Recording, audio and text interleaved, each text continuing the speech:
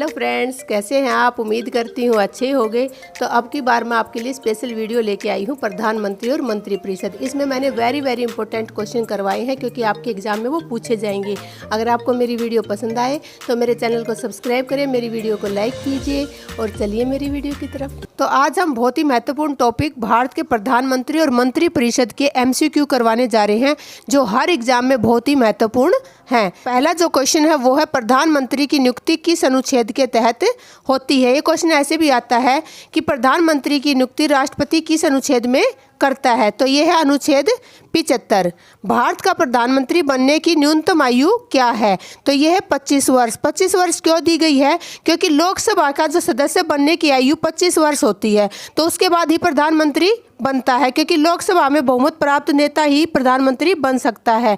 अगर वह व्यक्ति राज्यसभा का है तो उम्र कितनी होगी?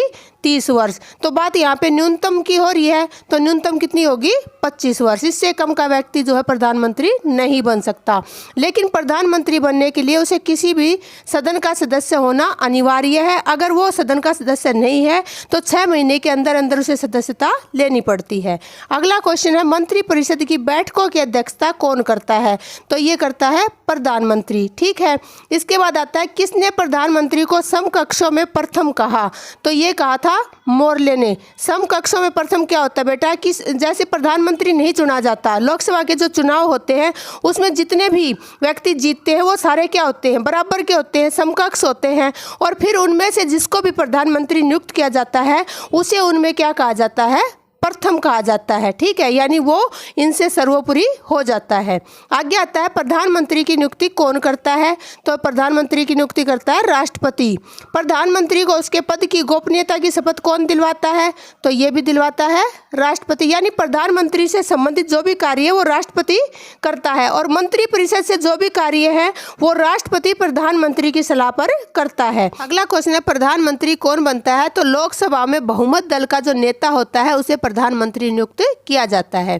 आगे आता है यदि भारत का प्रधानमंत्री राज्यसभा का सदस्य है, मतलब क्या है कि अगर वो भारत का प्रधानमंत्री है और वो राज्यसभा का सदस्य है तो क्या है कि जब अविश्वास प्रस्ताव पास होता है प्रधानमंत्री के खिलाफ तो उस पोजीशन में वो क्या है? अपने पक्ष में मत नहीं दे पाएगा, मतलब वो अपने पक्ष में मत नहीं दे सकता अगर वो राज्यसभा का सदस्य है तो। अगला क्वेश्चन है भारत में एक व्यक्ति अधिक से अधिक कितनी बार प्रधानमंत्री पद पर नियुक्त हो सकता है। तो इसकी कोई लिमिटेशन नहीं है, ये कितनी बार ही प्रधानमंत्री बन सकता है। बस उसे क्या करना है? लोकसभा में बहुमत प्राप्त करना है। आगे आता है संघीय मंत्रिपरिषद का अध्यक्ष कौन होता है। तो ये होता है प्रधानमंत्री। क्यों? क्योंकि इसमें जो है कैबिनेट मंत्री होते हैं, राज्य मंत्री होते हैं और उप मंत्री होते हैं। 4 तरह के होते हैं और इन तीनों के ऊपर जो है प्रधानमंत्री इनका अध्यक्ष होता है। आगे आता है नीति आयोग, राष्ट्रीय विकास परिषद और अंतर्राज्यीय परिषद का अध्यक्ष कौन होता है। तो इन सभी जो भी मुख्य आयोग हैं या परिषद है उनका अध्यक्ष जो है प्रधानमंत्री ही देश के अंदर है। तो ये देखिए नीति आयोग, राष्ट्रीय विकास परिषद और अंतर्राज्यीय परिषद, इनका अध्यक्ष कौन है? प्रधानमंत्री। आमतौर पर भारत के प्रधानमंत्री होते हैं, कौन होते हैं? लोकसभा के सदस्य। लेकिन कई बार क्या हुआ है कि राज्यसभा के सदस्य भी जो है प्रधानमंत्री बने हैं। तो वो कौन कौन से थे? वो 4 थे। इंदिरा गांधी जी, HD देवगौड़ा जी, IK गुजराल और डॉक्टर मनमोहन सिंह। अगला है भारत में प्रधानमंत्री तब तक अपने पद पर रहता है जब तक उसे प्राप्त होता है। क्या प्राप्त होता है? लोकसभा का विश्वास। मतलब वो लोकसभा के प्रति ही उत्तरदायी है। लोकसभा का बहुमत उसे मिलता है तो प्रधानमंत्री बनता है, और लोकसभा का विश्वास जब वो खो देता है तो उसे प्रधानमंत्री पद से इस्तीफा देना पड़ता है। अगला है भारत के प्रधानमंत्री का पद है। तो ये कैसा है? संविधान द्वारा सर्जित, अर्थात इनका वर्णन संविधान में दिया गया है। उसके बाद है भारत का प्रधानमंत्री किस प्रक्रिया से बनाया जाता है। तो इसकी होती है नियुक्ति। क्या होता है कि पहले चुनाव होते हैं और जो चुनाव के अंदर बहुमत दल का नेता होता है राष्ट्रपति उसकी नियुक्ति प्रधानमंत्री के रूप में करता है। अगला क्वेश्चन है संसदीय शासन प्रणाली में वास्तविक कार्यपालिका शक्ति किसके पास होती है। तो ये आप सभी को पता है कि मुख्य निर्णय कौन लेता है? प्रधानमंत्री लेता है। तो ये जो वास्तविक शक्ति है ये प्रधानमंत्री के पास ही होती है। संसदीय शासन प्रणाली सर्वप्रथम किस देश में विकसित हुई। तो ये हुई थी ब्रिटेन से। कई बार क्वेश्चन ये पूछ लिया जाता है कि संसदीय शासन प्रणाली भारत ने किसके संविधान से ली। तो ये ली थी ब्रिटेन के संविधान से। अगला क्वेश्चन है, प्रधानमंत्रियों में सबसे बड़ा कार्यकाल किस प्रधानमंत्री का रहा? तो ये रहा था पंडित जवाहरलाल नेहरू, जो कि देश के प्रथम प्रधानमंत्री थे। इनका जो कार्यकाल था वो था 16 वर्ष 9 महीने और 12 दिन का। ठीक है। अगला क्वेश्चन है, प्रधानमंत्री पद पर किसी एक कार्यकाल के लिए सबसे कम समय के लिए आसीन कौन सा प्रधानमंत्री रहा? तो ये रहा अटल बिहारी वाजपेयी। ये जो है केवल 13 दिन के लिए प्रधानमंत्री बने, फिर इनका गठबंधन टूट गया और ये कब से कब तक थे? 16 मई 1996 को बने थे। 1 जून 1996 को इनका कार्यकाल समाप्त हो गया।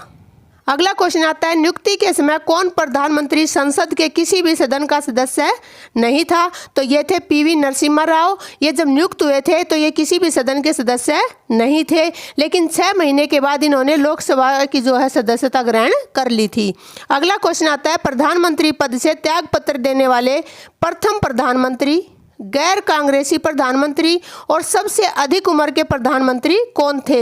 इस एक ही क्वेश्चन में मैंने 3 क्वेश्चन करवाए हैं। कई बार पूछ लिया जाता है कि प्रधानमंत्री पद पर रहते हुए त्यागपत्र किस प्रधानमंत्री ने दिया, या प्रथम गैर कांग्रेसी प्रधानमंत्री कौन था, या सबसे अधिक उम्र के प्रधानमंत्री कौन थे? तो ये थे मोरारजी देसाई। और जब ये अपने पद पर नियुक्त हुए थे तो ये 81 वर्ष के थे। सबसे कम उम्र में प्रधानमंत्री पद पर आसीन होने वाले व्यक्ति कौन थे? तो ये थे राजीव गांधी जी। ये 40 वर्ष की उम्र में प्रधानमंत्री बन गए थे। नरेंद्र मोदी जी बने थे 63 वर्ष की उम्र में। इसके बाद आता है, किसने 2 बार कार्यकारी प्रधानमंत्री के रूप में पदभार ग्रहण किया? अब बात आती है कि कार्यकारी क्या होता है। मतलब जब किसी प्रधानमंत्री की मृत्यु हो जाए या वो इस्तीफा दे दे तो कुछ समय के लिए किसी व्यक्ति को उसका कार्यभार दे दिया जाता है। किसका? प्रधानमंत्री पद का।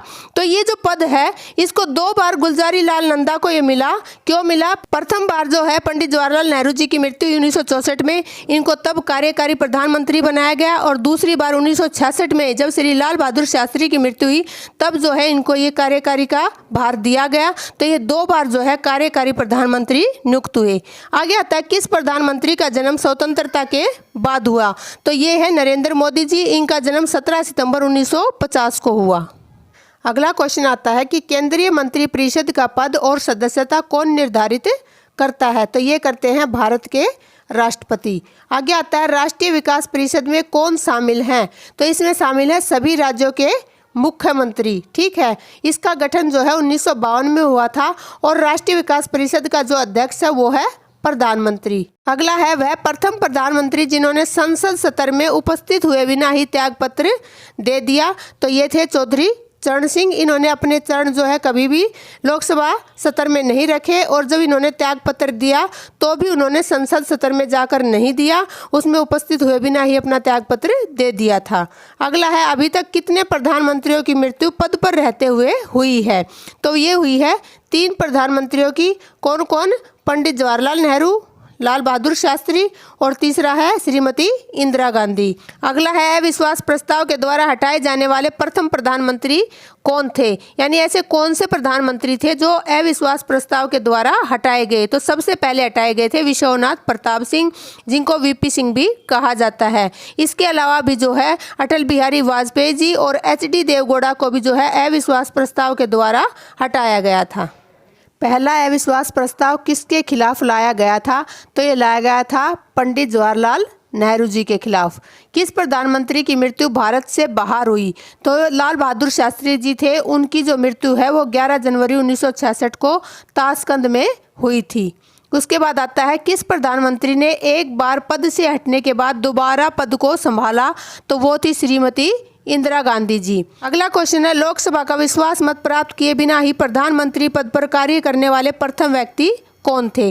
तो ये थे चौधरी चरण सिंह जी। इन्होंने क्या था कि जब जनता पार्टी बहुमत में नहीं आई तो जो इंदिरा गांधी थी उन्होंने इनको अपना समर्थन दे दिया। किस लिए? गठबंधन के लिए। ठीक है। तो राष्ट्रपति ने चौधरी चरण सिंह को क्या है कि प्रधानमंत्री पद की शपथ दिलवा दी, लेकिन बाद में जब बहुमत साबित करने का समय आया, टाइम आया, उस समय पर श्रीमती इंदिरा गांधी ने अपना समर्थन वापस ले लिया। इस पर चौधरी चरण सिंह ने क्या है कि पद से खुद ही इस्तीफा दे दिया। तो ये ऐसे व्यक्ति थे कि जिन्होंने विश्वास मत प्राप्त किए बिना ही ये प्रधानमंत्री भी बने और प्रधानमंत्री पद पर रहते हुए त्याग पत्र भी इन्होंने ही सबसे पहले दिया। भारत के प्रथम सिख प्रधानमंत्री कौन थे? तो आप सभी को पता है मनमोहन सिंह। अगला है, अब तक लोकसभा में प्रस्तुत अविश्वास प्रस्ताव सर्वाधिक बार किस प्रधानमंत्री की सरकार के खिलाफ रखे गए? तो ये रखे गए थे श्रीमती इंदिरा गांधी की सरकार के खिलाफ।